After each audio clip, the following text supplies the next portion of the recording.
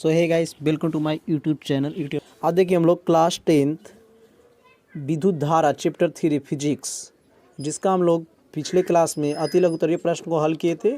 इस क्लास में हम लोग लघुत्तरीय प्रश्न को हल करेंगे। अगर वो वीडियो आप नहीं देखे तो डिस्क्रिप्शन में लिंक दे देंगे, और नहीं तो प्ले लिस्ट बना हुआ है, सारा फिजिक्स के चैप्टर वाइज चैप्टर लघुत्तरीय और अति लघुत्तरीय डाला गया है, तो वहाँ से आप जरूर देखें। तो देखिए हमारा फर्स्ट क्वेश्चन है, किसी बिंदु पर विद्युत विभव से आप क्या समझते हैं, यानी विद्युतीय विभव को परिभाषा को जानना है हम लोग को। तो चलिए फटाफट जान लेते हैं हम लोग। इकाई धन आवेश की अनंत से किसी चालक के विद्युतीय क्षेत्र में स्थिर किसी बिंदु तक लाने में किया गया कार्य विद्युतीय विभव कहलाता है। इसे भी द्वारा सूचित किया जाता है। बहुत ही सिंपल है, इसे भी द्वारा सूचित किया जाता है और इसका SI मात्रक वोल्ट होता है। ठीक है, तो देखिए बहुत सिंपल समझिएगा कि इकाई धन आवेश की अनंत से किसी चालक के विद्युतीय क्षेत्र में स्थिर किसी बिंदु तक लाने में किया गया कार्य विद्युतीय विभव कहलाता है। इकाई धन आवेश अनंत से समझ में करते, बहुत ही दूर से किसी एक बिंदु तक विद्युतीय क्षेत्र में लाने में जो किया गया कार्य होता है उसी को हम लोग विद्युतीय विभव कहते हैं। अब सिंपल है। सेकंड नंबर देखिए, विद्युत धारा विभवांतर एवं प्रतिरोध को परिभाषा दे, इनके SI मात्रक भी लिखना है। यानी सबसे पहले हम लोग को जानना है विद्युत धारा, उसके बाद विभवांतर एवं प्रतिरोध। तो विद्युत धारा लिख के डैश दीजिएगा। और किसी चालक में आवेश प्रवाह के दर को विद्युत धारा कहते हैं, इसे I द्वारा सूचित किया जाता है। ठीक है, अब विद्युत धारा का SI मात्रक एम्पेयर होता है। अब इसी में दिया हुआ है विभवांतर। तो देखिए लिखेंगे हम लोग, किसी चालक में इकाई धनावेश को एक बिंदु से दूसरे बिंदु तक ले जाने में किया गया कार्य विभवांतर कहलाता है। इसका SI मात्रक वोल्ट होता है। विभव और विभवांतर का SI मात्रक वोल्ट होता है। आपको यहीं तक लिखना है कि किसी चालक में इकाई धनावेश को एक बिंदु से किसी दूसरे बिंदु तक ले जाने में जो कार्य होता है उसी को हम लोग विभवांतर कहते हैं। थर्ड नंबर है, प्रतिरोध को परिभाषा दें। तो देखिए प्रतिरोध लिख के डैश दीजिएगा। किसी चालक का वह गुण जिसके कारण वह धारा का प्रवाह को विरोध करता है, यानी जिस प्रकार धारा आएगा, विद्युत धारा आवे तो उसको विरोध करे। यानी देखिए किसी चालक का वह गुण जिसके कारण वह धारा के प्रवाह को विरोध करता है, विरोध यानी रोक देता है, इसे R से सूचित किया जाता है। इसका SI मात्रक ओम होता है। थर्ड नंबर देखिए, किसी तार का प्रतिरोध 1 ओम है, इसका क्या संकेत है, ओम का। तो इस कथन का क्या अर्थ है, तो यहाँ पे बहुत ही सिंपल है, हम लोग लिखेंगे, यदि किसी चालक का प्रतिरोध 1 ओम हो तो इसका मतलब यह है कि उस चालक के सिरे पर 1 वोल्ट का विभवांतर लगाने से चालक में 1 एम्पियर की धारा प्रवाहित होगी। चौथा नंबर देखिए, किसी चालक के सिरों के बीच विभवांतर किस प्रकार बनाए रखा जा सकता है। तो इसके लिए सेल यानी बैटरी के दोनों ध्रुवों को चालक के दोनों सिरों से जोड़ा जाता है और बैटरी के एक आंतरिक रासायनिक अभिक्रिया द्वारा सेल के दोनों ध्रुवों के बीच विभवांतर बनाए रखा जाता है। 5 नंबर देखिए, इसका बुक में आंसर नहीं दिया हुआ है। विद्युत धारा की प्रबलता को परिभाषा दे। तो किसी चालक के किसी अनुप्रस्थ काट को पार करने वाली विद्युत धारा की प्रबलता उस अनुप्रस्थ काट से गुजरने वाली प्रति एकांक समय में प्रवाहित होने वाले आवेश का परिणाम है। 6 नंबर देखिए, विद्युत धारा क्या है, इसका समीकरण एवं मात्रक लिखें। हम लोग यहाँ पे लिखे थे सेकंड के विद्युत धारा क्या है, यहाँ पूरा जानेंगे। ठीक है, तो देखिए आप लोग लिख लीजिएगा कि किसी चालक में आवेश प्रवाह के दर को विद्युत धारा कहते हैं, इसे I द्वारा सूचित किया जाता है। यदि किसी चालक में पदार्थ के अनुप्रस्थ प्रतिच्छेद से t सेकंड में Q कूलॉम आवेश प्रवाहित होता है तो चालक पदार्थ से प्रवाहित होने वाली विद्युत धारा I/Q/T, Q से आवेश हो गया और T से समय, I से विद्युत धारा। फिर देखिए नीचे से लिखेंगे, विद्युत धारा एक अदिश राशि है, इसका SI मात्रक एम्पेयर या कूलॉम प्रति सेकंड होता है। विद्युत धारा 2 प्रकार के होता है, प्रत्यावर्ती धारा और दिष्ट धारा। 7 नंबर देखेंगे, ओम के नियम में चालक का ताप क्यों अचर होता है। तो देखिए क्योंकि चालक में प्रवाहित विद्युत धारा उसके सिरों के बीच आरोपित विभवांतर के समानुपाती होता है। तो समानुपाती के कारण क्या होता है, अचर होता है। 8 नंबर क्वेश्चन है, ओम के नियम को लिखकर इसकी व्याख्या करें। ये मोस्ट वीवीआई क्वेश्चन है, अब बिहार बोर्ड कई बार पूछा है। तो हम लोग ओम के नियम लिख लेते हैं। सन 1826 ईस्वी में साइमन ओम ने किसी चालक के सिरों पर आरोपित विभवांतर एवं चालक में प्रवाहित विद्युत धारा के बीच एक संबंध प्रतिपादन किया, जिसे ओम का नियम कहते हैं। इस नियम के अनुसार होता है जब, ठीक है, बहुत ही सिंपल है। देखिए, सन 1826 ईस्वी में साइमन ओम ने किसी चालक के सिरों पर आरोपित विभवांतर एवं चालक में प्रवाहित विद्युत धारा के बीच एक संबंध प्रतिपादित किया, जिसे ओम का नियम कहते हैं। इस नियम के अनुसार जब किसी चालक की भौतिक अवस्था न बदले तो चालक के सिरों पर आरोपित विभवांतर चालक में प्रवाहित विद्युत धारा के क्या चीज होता है, समानुपाती होता है। यदि किसी चालक के सिरों पर आरोपित विभवांतर भी हो एवं प्रवाहित धारा आई हो तो भी समानुपाती आई। देखिए, इस भी बराबर आई आर। अब ये पूछेगा कि आर कहाँ से आ गया, तो जहाँ आर एक समानुपाती नियतांक है जिसे हम लोग चालक का प्रतिरोध कहते हैं।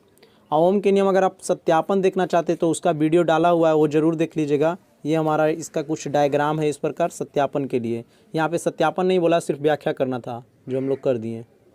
9 नंबर देखिए, किसी परिपथ में कई प्रतिरोधकों को श्रेणी क्रम में जोड़ा कब कहते हैं। तो इसको जानते हैं हम लोग। जब प्रतिरोधकों को समूहन में प्रयुक्त प्रत्येक प्रतिरोधक से समान धारा प्रवाहित होता है। जब प्रतिरोधक के समूहन में प्रत्येक प्रतिरोधक से क्या होता है, समान धारा प्रवाहित होता है। समान मतलब एक समान, ठीक है। तथा समूहन के दोनों सिरों के बीच का विभवांतर प्रत्येक प्रतिरोधक के सिरों के बीच के विभवांतर के योग बराबर होता है, तब प्रतिरोधकों को श्रेणी क्रम में जोड़ा जाता है। यहाँ से आप नोट कर लीजिएगा। अगर वीडियो आपको अच्छा लग रहा है तो चैनल को सब्सक्राइब जरूर कीजिए और दोस्तों के पास शेयर करें। और 10 नंबर इसी प्रकार है, किसी परिपथ में कई प्रतिरोधकों को पार्श्व क्रम यानी समांतर क्रम में जोड़ा कब जाता है, यानी कब कहते हैं। तो देखिए, जब सभी प्रतिरोधकों को सिरों के बीच एक ही विभवांतर होता है, सभी के बीच क्या होना चाहिए, एक ही विभवांतर होता है, लेकिन उसके प्रतिरोधकों के मान अनुसार भिन्न भिन्न धारा प्रवाहित होता है, किसी में कम किसी में बेसी, इसी को हम लोग बोलते हैं भिन्न भिन्न, तब प्रतिरोधकों को समांतर क्रम में जोड़ा कहते हैं। 11 नंबर देखेंगे, प्रतिरोध के उत्पत्ति के कारण क्या है। तो देखिए, चालक के भीतर उपस्थित मुक्त इलेक्ट्रॉन सभी दिशाओं में विचरण करते हैं। मुक्त इलेक्ट्रॉन क्या होता है, सभी दिशाओं में विचरण मतलब घूमते हैं, जिसके कारण एक दिष्ट धारा में गतिशील इलेक्ट्रॉन के मान में अवरोध उत्पन्न होता है। गतिशील इलेक्ट्रॉन दिष्ट धारा में क्या होता है, गतिशील इलेक्ट्रॉन के मान में अवरोध उत्पन्न होता है। अविरोध यानी समझ रहे हैं, अविरोध मतलब क्या होता है, विरोध करना, यानी कुछ दिक्कत उत्पन्न होना, उसको बोलते हैं अवरोध उत्पन्न होता है। यही अवरोध प्रतिरोध की उत्पत्ति का मुख्य कारण है। 12 नंबर देखिए, प्रतिरोधों के समूहन क्या है, विद्युत परिपथ के साथ वर्णन करना है आपको। तो इसका बहुत ही सिंपल है, हम लोग जानते हैं। इसमें लिखेंगे, जिस व्यवस्था के द्वारा दो या दो से अधिक प्रतिरोधकों को आपस में संयोजित किया जाता है उसे प्रतिरोधों का समूहन कहते हैं। प्रतिरोधों के समूहन दो प्रकार के होता है, एक श्रेणी क्रम और एक समांतर क्रम। अब देखिए, अगला है एमीटर और वोल्ट मीटर में उपयोग बताइए। ये भी मोस्ट वीवीआई क्वेश्चन है। तो आपको बार बार हम बताएं कि एमीटर और वोल्ट मीटर अंतर वाला क्वेश्चन है, तो हम लिख लेंगे एमीटर और वोल्ट मीटर में निम्नलिखित अंतर है, क्योंकि वहाँ पे अंतर वाला क्वेश्चन एक न एक आएगा ही। तो आप लिख लीजिएगा, एक साइड एमीटर एक साइड वोल्ट मीटर। यह विद्युत परिपथ में प्रवाहित विद्युत धारा को मापता है, कौन, एमीटर। और यह विद्युत परिपथ के सिरों पर आरोपित विभवांतर को मापता है। यानी सिंपल हम लोग जानेंगे, एमीटर से विद्युत धारा की माप होती है और वोल्ट मीटर से विभवांतर की माप होती है। सेकेंड नंबर, इसे विद्युत परिपथ के श्रेणी क्रम में जोड़ा जाता है और इसे विद्युत परिपथ को समांतर क्रम में जोड़ा जाता है। यहाँ से मेरे प्यारे बच्चों ऑब्जेक्टिव भी आता है कि एमीटर से क्या मापा जाता है, तो विद्युत धारा को, वोल्ट मीटर से विभवांतर को। एमीटर को किस क्रम में जोड़ते हैं, तो श्रेणी क्रम में। वोल्ट मीटर को किस क्रम में जोड़ते हैं, समांतर क्रम में। यह विद्युत धारा की माप एम्पेयर में करता है और यह विभवांतर की माप वोल्ट में करता है, क्योंकि हम बताए थे कि विद्युत धारा के समांतर क्या होता है, एम्पेयर, और विभवांतर के वोल्ट। तो 3 ठो काफ़ी है, चौथा नहीं लिखेगा। अब हम लोग 14 नंबर देखेंगे, किलोवाट घंटा क्या है, इसका मान लिखें। तो इसका मान भी लिखना था। तो देखिए, विद्युत ऊर्जा की खपत की माप के लिए जूल के एक छोटा मात्रक है, इसके लिए किलोवाट घंटा का उपयोग किया जाता है। इसका 1 किलोवाट घंटा बराबर 3.6 × 10⁻⁶ जूल होगा। यहाँ देखिए, 15 नंबर प्रतिरोध क्या है इसका ऐसा मात्रक लिखे, तो हम आपको यहाँ पे बता देते दूसरा में कि प्रतिरोध क्या है इसका ऐसा मात्रक लिखे, वहाँ से आप लिख लीजिएगा, इसका सेकंड वाला का आंसर होगा। 16 में देखिए प्रतिरोधों के संयोजन क्या या कितने प्रकार के होते हैं, तो वही चीज़ आपको प्रतिरोधों का यहाँ पे देखिए समूहन दोनों एक ही क्वेश्चन है, खाली यहाँ पे आपको दिया है कितने प्रकार के होते हैं, तो यह 2 प्रकार के होता है, एक श्रेणी क्रम और एक समांतर क्रम। 17 नंबर विद्युत बल्ब का नामांकित चित्र बनाएं, तो देखिए इसका चित्र कुछ इस प्रकार है। सबसे पहले हम लोग बना लेंगे, एक गोला बना लीजिएगा, यहाँ पे आप लिख लीजिएगा ये जो है अचालक पदार्थ है, और पूरा क्या हमारा कांच का बल्ब है, ये कैल्शियम का तार होता है और ये फिलामेंट होता है, ठीक है। और इसके में जो चारों तरफ पत्ती रहता है वो कैसा रहता है, एल्युमिनियम का। ये भी क्वेश्चन 1 से 2 बार आ चुका है, तो इसे आप जरूर बनाइएगा घर पे। 18 नंबर देखें, विद्युत बल्ब में निष्क्रिय गैस क्यों भरी जाती है। जो बल्ब अभी हम लोग देखे उसके अंदर निष्क्रिय गैस भर रहता है, क्यों भरा जाता है, तो चलिए विद्युत बल्ब के फिलामेंट टंगस्टन का बना होता है, बताएं अभी आपको, जिसकी उच्च ताप पर प्रकाश निकलता है। यदि इस स्थिति में फिलामेंट यानी हवा यानी वायु से संपर्क में आ जाए तो वह हवा के ऑक्सीजन से ऑक्सीकृत होकर भंगुर जाता है, भंगुर यानी टूट जाता है। इसीलिए बल्ब के भीतर हवा को निकाल कर निष्क्रिय गैस भर दी जाती है। निष्क्रिय गैस मतलब समझें, जो अब क्रिया न करे, जैसे हम लोग बोले हैं, आप सिंपल भाषा में समझे, जो किन्नर होता है यानी जो बच्चा को पैदा नहीं करे उसको क्या बोलते हैं, किन्नर, नॉर्मल भाषा में छक्का। तो वही निष्क्रिय गैस है। गैस के मतलब, ये निष्क्रिय गैस के मतलब कि ये किसी से भी क्रिया नहीं करेगा, तो इसको डाल दिया जाता है। अगर कोई और भी अभिक्रिया रहेगा, कोई और भी अगर गैस रहेगा तो वो हवा से क्रिया करके तुरंत क्या चीज़ होगा, फिलामेंट को भंगूर देगा, इसीलिए इसका उपयोग किया जाता है।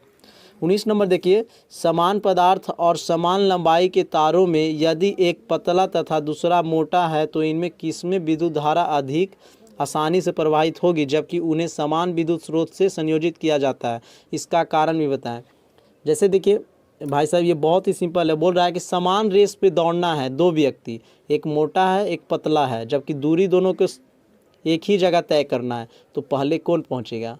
तो इसी प्रकार है, इसमें 2 पदार्थ समान लंबाई वाले तार है, एक ही विद्युत स्रोत से जोड़ा गया है, तो कौन जाएगा, तो मोटे तार में विद्युत धारा अधिक आसानी से प्रवाहित होगी, क्योंकि किसी तार का प्रतिरोध R उसके अनुप्रस्थ काट के क्षेत्रफल के व्युत्क्रमानुपाती होता है। व्युत्क्रमानुपाती मतलब उल्टा होगा, ठीक है। यहाँ पे ये नहीं कि रेस वाला पतला आदमी है तो पतला पहले पहुँच जाएगा, इसमें उल्टा होता है। यहाँ पे मोटे तार में रहेगा तो उसमें आसानी से धारा प्रवाहित होती है। 20 नंबर हल करेंगे, यदि किसी विद्युत के अवयव के 2 सिरों के बीच विभवांतर को उसके पूर्व के विभवांतर की तुलना से मतलब घटाकर आधा कर देने पर उसका प्रतिरोध नियत रहता है, तो उस अवयव से प्रवाहित होने वाली विद्युत धारा क्या परिवर्तन होगा। तो इसका भी आंसर किताब में दिया हुआ है। यदि प्रतिरोध नियत हो तो ओम के नियम से अवयव में प्रवाहित विद्युत धारा उसके सिरों के बीच आरोपित विभवांतर के समानुपाती होता है। समानुपाती मतलब बराबर होता है, व्युत्क्रमानुपाती मतलब उल्टा हो जाता है। अतः विभवांतर को आधा करने से विद्युत धारा भी आधा हो जाती है। ऑब्जेक्टिव आएगा कि विभवांतर को आधा करने से विद्युत धारा क्या होता है, आधा, दुगनी, चौगुनी, तो आधा ही हो जाती है। 21 नंबर देखिए, किसी तार में विद्युत धारा प्रवाहित होने पर उसमें ऊष्मा क्यों उत्पन्न होता है। तब 21 नंबर हम लोग जानेंगे, जब किसी चालक के दोनों सिरों को बैटरी से जोड़कर विद्युत धारा प्रवाहित की जाती है तो चालक के सिरों के बीच एक विभवांतर स्थापित हो जाता है, जिससे चालक के मुक्त इलेक्ट्रॉन चालक के उच्च विभव के सिरों की ओर त्वरित होते हैं। 22 नंबर देखेंगे, विद्युत धारा का ऊष्मीय प्रभाव किन कारकों पर निर्भर करता है। तो इसको लिख लेते हैं, प्रतिरोधकता पर, चालक के प्रतिरोध, और दूसरा गलनांक पे, यानी गलनांक अधिक होना चाहिए। 23 नंबर क्वेश्चन देखिए, किसी चालक से प्रवाहित धारा के कारण उत्पन्न ऊष्मा संबंधित जूल का नियम को लिखना है। तो इससे संबंधित 3 नियम है, तो हम लोग एक नियम लिख लेते हैं क्योंकि एक ही नियम बोला है। किसी निश्चित समय t में किसी निश्चित प्रतिरोध R वाले चालक में उत्पन्न हुए ऊष्मा का परिणाम U उस में प्रवाहित होने वाली विद्युत धारा I के वर्ग के समानुपाती होता है। ठीक है, इसका 3 नियम होता है, लेकिन 2 नियम नहीं लिखते, एक ही लिखेंगे। 24 नंबर देखिए, विद्युत तापन युक्तियों के मूल सिद्धांत क्या है। विद्युत तापकों में नाइक्रोम के तार कुंडली विद्युत रोधी पदार्थ के आधार पर फैली रहती है। विद्युत रोधी यानी जिसमें विद्युत धारा प्रवाहित नहीं होता है, जिसमें उपयोग के अनुसार डिजाइन किया रहता है, परंतु इन सभी के कुंडली में जब प्रबल धारा प्रवाहित होती है तब यह गर्म होकर उसमें ऊष्मा उत्पन्न करती है। ठीक है, प्रबल और दुर्बल बताए थे कि प्रबल किसे कहते हैं, दुर्बल किसे कहते हैं। अब हम लोग 25 नंबर देखिए, विद्युत तापन युक्तियों जैसे ब्रेड, टोस्टरों तथा विद्युत स्थिरियों के तापन अवयव शुद्ध धातु के न बनाकर किसी मिश्र धातु को क्यों बनाया जाता है। यानी शुद्ध धातु को न बनाकर किसी और भी पदार्थ दो धातु को मिला के क्यों बनाया जाता है। ठीक है, इसका दो को यानी अथवा में करके भी दिया हुआ है छोटा सा। देखिए तो इसका दिया हुआ बुक में, विद्युत तापन युक्तियों के तापन अवयव शुद्ध धातु के न बनाकर मिश्र धातु के यानी जैसे निक्रोम के बनाए जाते हैं, क्योंकि इनकी प्रतिरोधकता बहुत अधिक होती है और इनका गलनांक अति उच्च होता है। 26 नंबर देखेंगे, किसी विद्युत हीटर के परिपथ में जोड़ा चालक तार क्यों उत्पन्न नहीं होता है जबकि उसका तापन अवयव उत्पन्न हो जाता है। तो इसका भी आंसर यहीं पे है, आप यहाँ से लिख लीजिएगा। परिपथ में जुड़ा तार प्राय तांबे का होता है जबकि हीटर का तापन अवयव प्राय निक्रोम का बना होता है और निक्रोम का प्रतिरोधकता तांबे से बहुत अधिक होती है, इसीलिए तार उत्पन्न नहीं उत्पन्न मतलब तार गर्म नहीं होता है जबकि तापन अवयव उत्पन्न हो जाता है। ठीक है, 27 नंबर देखेंगे, विद्युत परिपथ में फ्यूज तार क्यों लगाए जाते हैं। तो ये बहुत ही सिंपल है। देखिए यहाँ पे विद्युत फ्यूज का तार जस्ता या सीसा या टीन का मिश्र धातु का बना होता है। इसकी प्रतिरोधकता अधिक और गलनांक बहुत कम होता है। जब परिपथ में अचानक धारक का मान बढ़ जाता है तब धारा से उत्पन्न अत्यधिक ऊष्मा फ्यूज के तार को पिघला देता है, जिससे दुर्घटना नहीं होता, यानी जिससे हमारे परिपथ में टीवी, पंखा, बल्ब इत्यादि लगे हुए नष्ट होने से बच जाते हैं। इसीलिए हम लोग विद्युत फ्यूज का उपयोग करते हैं। सिंपल समझिए, इसका प्रतिरोधकता अधिक होता है, गलनांक बहुत कम होता है। जब हमारे विद्युत धारा के मान अत्यधिक अचानक से बढ़ जाती है तो इससे जुड़े हुए उपकरण, बल्ब, पंखा इत्यादि, ठीक है, जलने से बच जाता है, यानी नष्ट होने से बच जाता है। इसीलिए हम लोग विद्युत फ्यूज का उपयोग अपने घर में करते हैं। 28 नंबर देखिए, फ्यूज की क्षमता से आप क्या समझते हैं। तो विद्युत फ्यूज की क्षमता से हमारा अभिप्राय उससे होकर जाने वाले विद्युत धारा की प्रबलता से है। जैसे 5 एम्पेयर के फ्यूज, ए से एम्पेयर लिख लीजिएगा। 5 एम्पेयर के फ्यूज का अर्थ है कि धारा की प्रबलता 5 एम्पेयर से बढ़ते ही फ्यूज का तार अपने आप ही गल जाएगा। ठीक है, यानी 5 एम्पेयर पर सेट रहता है, इससे ज़्यादा अगर बढ़ेगा धारा के मान तो क्या हो जाएगा, वो गल जाता है और परिपथ काट देगा, यानी बिजली कट जाएगी।